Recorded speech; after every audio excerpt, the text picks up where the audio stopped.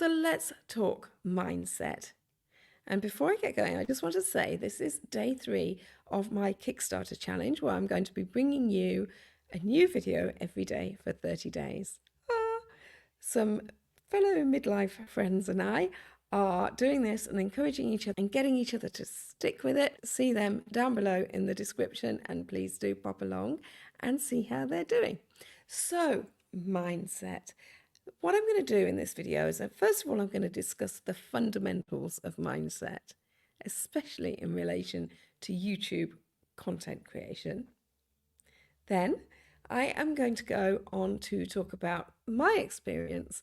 I was a sales rep for 20 plus years, and I'm going to tell you what I did to put myself in the A game. And then finally, I'm going to do a little exercise with you. So stick around for that because it'll be a bit of fun.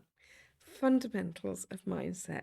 The very first thing I want to tell you is get used to the fact that if you're doing YouTube, you are going to be outside of your comfort zone. You are going to be in that little area. And the reason for this is that there is plenty to learn. And the more you learn, the more you realize there is to learn. It's a wonderful journey. And I already can look back 3 months ago at my first videos and cringe. And yet, in 3 months' time, 6 months' time, a year's time, I'll be cringing at this one. But that is absolutely fine. We all do it. We all do it. So get used to being outside of that comfort zone. And leading on from this, don't worry about what other people think. And I'm terrible for this. I often have people say to me, family, friends, say to me, I saw you on your little YouTube channel. Oh, bless. Really? Thank you. Thank you so much. Well, I tell you what, I'm grateful that you're coming to see it, and I've got another viewer in you. Thank you. That's great. But I am not going to let what other people think of me, my channel, what I have to say, or really what they're thinking of themselves. I'm not going to let that affect me. I am just going to carry on.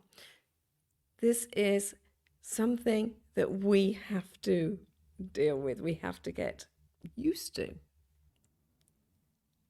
My biggest tip for mindset is start and know that you're going to start, but then keep going. And it's that second half, the keep going, that's so important. How many people start a YouTube channel and then it just fizzles out? How many people do one video and then never do a second? And then once you've done your second, it's easier to do your third and fourth and fifth and so on. But keep going. So let me tell you about my sales career. So I was a sales rep, or a sales executive, I'll have you know. And I was driving around the country 40,000 miles a year doing my selling, going into people's offices, workshops, things like that, and selling my products. And I loved it. And it's fair to say that for a certain amount of time, I was pretty good at it.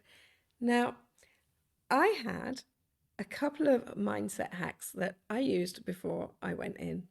For a start, I had a favorite song that as I was driving there, I would play, pop on the stereo and play. And mine, my power song was the New Radicals, You Get What You Give.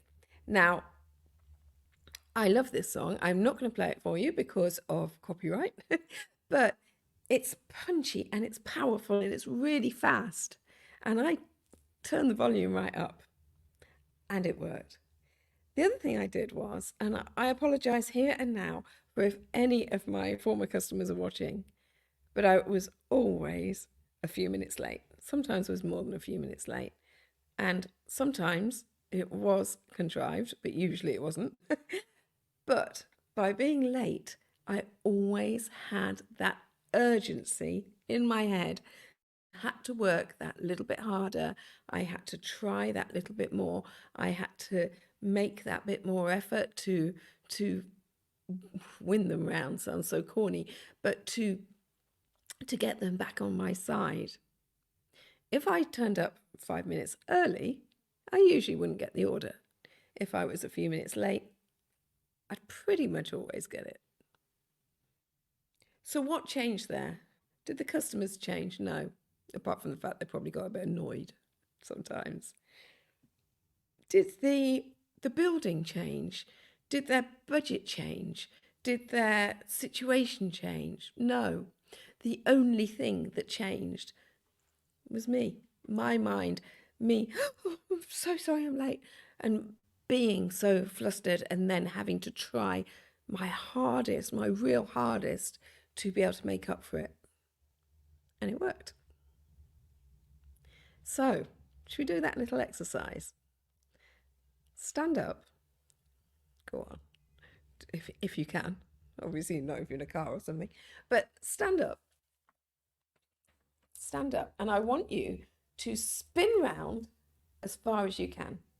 It doesn't have to be fast. Do it. But spin round just as far as you can. And then come back to me. Did you do it? If you can't do it now, maybe try later. Now, I want you to stand up and I want you to do it again. There you go. Stand up.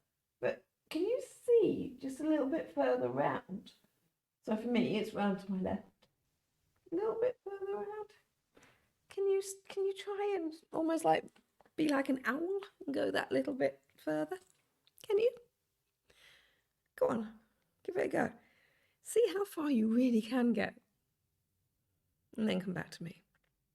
So that second time, how much further did you get? I bet you got quite a way further. You've still got the same waist. You've still got the same muscles.